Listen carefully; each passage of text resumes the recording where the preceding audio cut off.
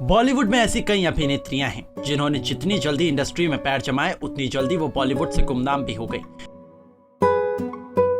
ममता कुलकर्णी भी उन्हीं में से एक रहीं। एक ऐसी हीरोइन जो सिर्फ अपनी फिल्मों के लिए नहीं बल्कि विवादों के लिए भी सुर्खियों में रहती थी। एक बार फिर ममता कुलकर्णी चर्चा में आ गई हैं। उनका एक पुराना इंटरव्यू काफी वायरल हो रहा है जिसमें उन्होंने रेखा और दिवंगत श्रीदेवी को कॉस्मेटिक ब्यूटीज भी कहा। थ्रोबैक इंटरव्यू में ममता बताती हैं कि उनके लिए हिंदी सिनेमा में नाम कमाना बेहद मुश्किल था। वो कहती हैं, मेरा कोई फिल्मी बैकग्राउंड नहीं था। आज जैसे रवीना टंडन के पास उनके पिता हैं, पूजा भट्ट के पास उनके पिता हैं जो उन्हें बता सकते हैं कि उन्हें फिल्म निर्माताओं से कैसे बात करनी चाहिए। ये सब मुझे किसी ने नहीं सिखाया, मैंने ये सब अपने अनुभवों से खुद ही सीखा। मुझे समझौता नहीं करना पड़ा, लेकिन जो महिलाएं भारत या बॉम्बे से नहीं हैं, उन्हें बहुत संघर्ष करना पड़ता है। मैं आर्थिक रूप से मजबूत बैकग्राउंड से आई थी, इसलिए मुझे उन अनुभवों से नहीं गुजरना पड़ा जिससे अन्य लड़कियां गुजरती हैं। ममता कहती हैं, आपके पास से एक चेहरा होना चाहिए। कुछ महिलाओं के पास ये नहीं है। श्रीदेवी रेखा थी जो पूरी तरह से कॉस्मेटिक ब्यूटीज थी, लेकिन उन्होंने ये मुकाम किसी और के जरिए बनाया। उनके पीछे कोई था, मेरे पीछे कोई नहीं था, लेकिन मेरे पास चेहरा था, इसलिए आज मैं यहाँ हूँ। और फिर एक चीज होती है मेहनत। लक भी होता जिसे लोग तकदीर कहते हैं, लेकिन वो हासिल करने के लिए मेहनत लगती है।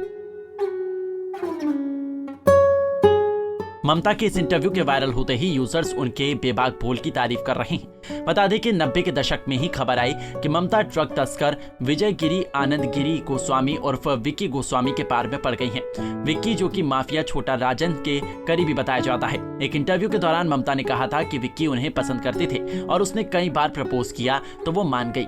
हालांकि कहा जाता है कि ममता कुलकर्णी की यूएसए में रहने वाले एक एनआरआई से शादी हुई थी जो लंबे समय तक नहीं चल पाई। इस शादी के टूटने के बाद वो अपने बॉयफ्रेंड विक्की गोस्वामी के साथ दुबई शिफ्ट हो गई। विक्की जेल में बंद था। उसे छुड़ाने के लिए ममता ने बॉलीवुड इंडस्ट्री को अलविदा कह दिया और दुबई जाकर बस गई थी। खबरों की माने तो दुबई की जेल में विक्की को लगा कि अगर वो इस्लाम धर्म कबूल कर लेगा तो कानून में उसकी सजा कम हो जाएगी। इसी वजह से विक्की ने इस्लाम धर्म कबूल कर लिया था। वही विक्की के प्यार में ममता भी मुस्लिम बन गई थी। मुस्लिम बनने के बाद विक्की ने जहां अपना नाम यूसुफ अहमद रखा, वहीं ममता ने आयशा बेगम। 15 साल जेल में रहने के बाद विक्की की 10 साल की सजा कम कर दी गई थी। खबरों की माने तो ममता और विक्की ने साल 2013 में शादी कर ली। हालांकि एक्ट्रेस ने इस बात को कभी नहीं कबूला। कभी अपने बोल्ड अंदाज से चर्चा में आने वाली ममता साध्वी भी बनी। फिल्मी चकाचौंध की दुनिया छोड़ वो अध्यात्म की राह पर चल पड़ी। 2013 में उन्होंने अपनी किताब autobiography of an Yogini release की थी। साल नवंबर 2014 में ममता को केन्या पुलिस ने हिरासत में ले लिया। दरअसल एक खुफिया खबर के आधार पर केन्या की पुलिस और अमेरिका की ड्रग एनफोर्समेंट एजेंसी ने एक फ्लैट में रेड की जहां विक्की और ममता को हिरासत में ले लिया गया। इस वाक्य के बाद से ममता कुलकर्णी फिर गुमनामी के अंधेरे में लौट गई हैं। इस तरह एक खूबसूरत हीरोइन जिसने आते ही तहलका मचा दिया था, वो गुमनामी के अंधेरे में ऐसी खोई कि फिर वापस नहीं आ पाई।